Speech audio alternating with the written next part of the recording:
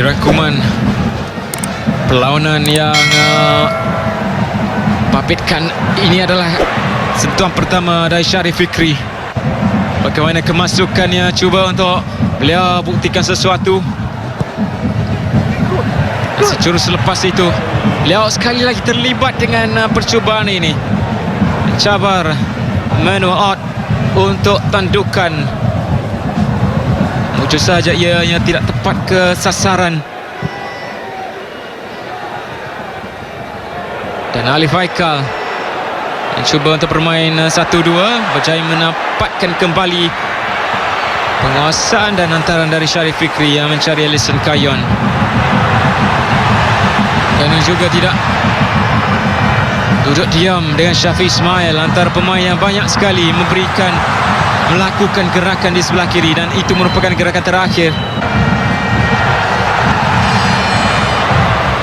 Dan sepakan percuma dari Nick Syarif Hasifi, mencuba untuk mencari rakannya di bahagian near post. Dan percubaan ini dari Syarif Fikri yang singgah tepat ke arah Rahadi Azli, yang hanya menampannya terlebih dahulu sebelum melakukan tangkapan kemas. Ellison Kayon juga dengan satu lagi peluang emas. Dan Rahadi Azli menunjukkan sisi yang lebih matang untuk mengawal, menafikan percubaan dari Ellison Kayon. Mereka akan menjadi jaringan pertama untuk Terengganu.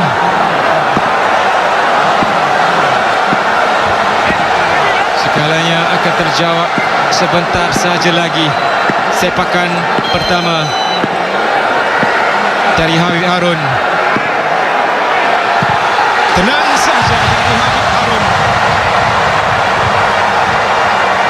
dengan disambut dengan penuh keistimewaan Terengganu.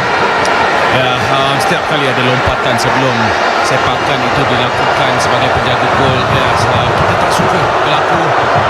Kita lebih mahukan mereka buat pelarian terus dan sepak, tapi lompatan itu selalu akan mengubah pemikiran.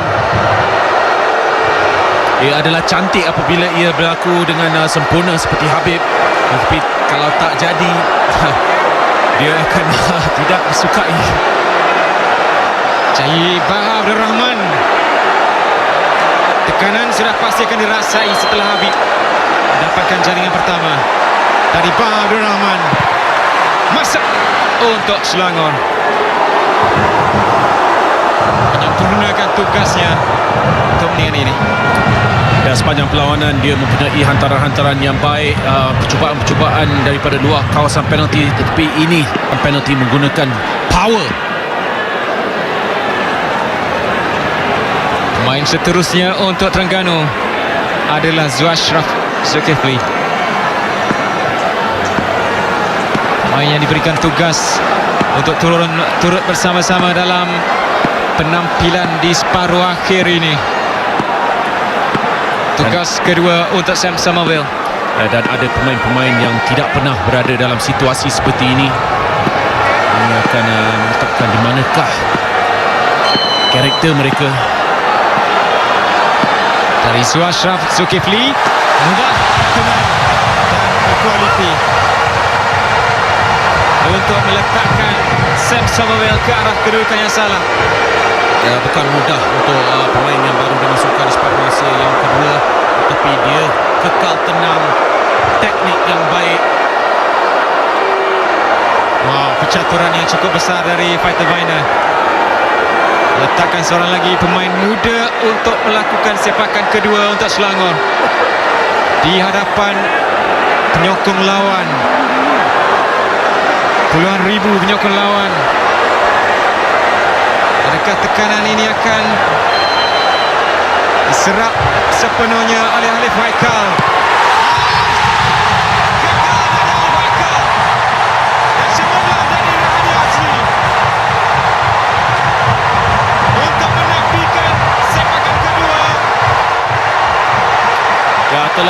Terlalu di bahagian tengah. Ia tidak jauh. Pada mulanya saya ingat kaki belakang Rahadi tidak berada jika itulah rule perlu diambil semula, tetapi nampak dengan lebih jelas oleh pengadil yang sedang melihat garisan. Tetapi untuk Khalif Haikal, ya, ada dua perkara saja yang boleh berlaku. Sama ada dia menambah keyakinan daripada menjaringkan gol ataupun belajar daripada tidak menjaringkan gol. Yang ketiga dari Manuel Ott. Gagal juga dari Manuel Ott. Namun bukan Sam Summerville yang menggagalkannya kerana sepakan itu dari Manuel Ott.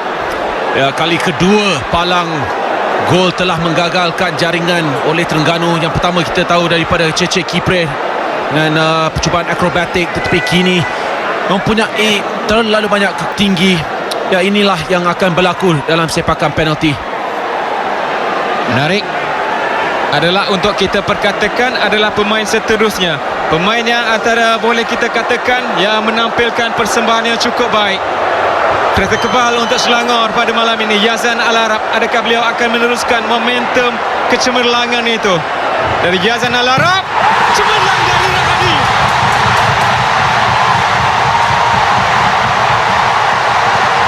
Walaupun kita perkatakan kecemerlangan yang akan diteruskan, Rahadi pula meneruskan kecemerlangannya.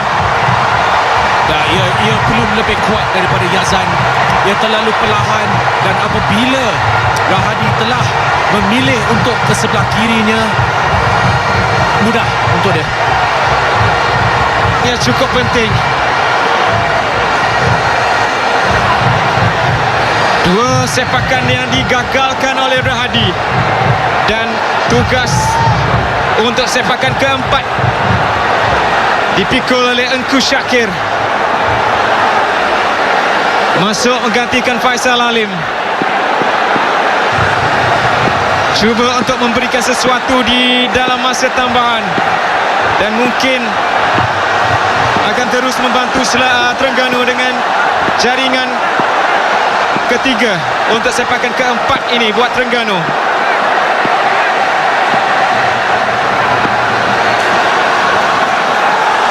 Dengan tugas untuk Sam Summerville pula adalah menafikannya.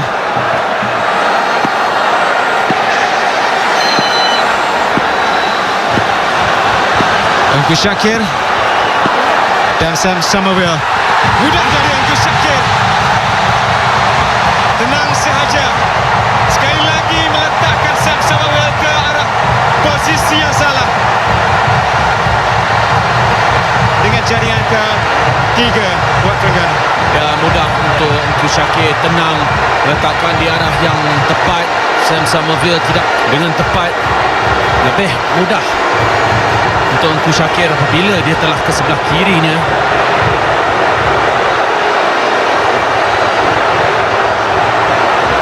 Pemain seterusnya untuk Selangor. Sepakan yang penting untuk Selangor. Syahril Fikri perlu untuk memastikan sepakannya ke dalam gawang gol, ke dalam jaring gol. Kerana jika gagal, Terengganu akan ke final. Adakah kecemerlangan Rahadi akan diteruskan, ataupun kejayaan untuk Terengganu akan dihentikan seketika oleh Syahril Fikri? Dari Syahril Fikri masuk. Tenang sahaja penyerang Selangor ini untuk memastikan perjuangan Selangor lagi diteruskan.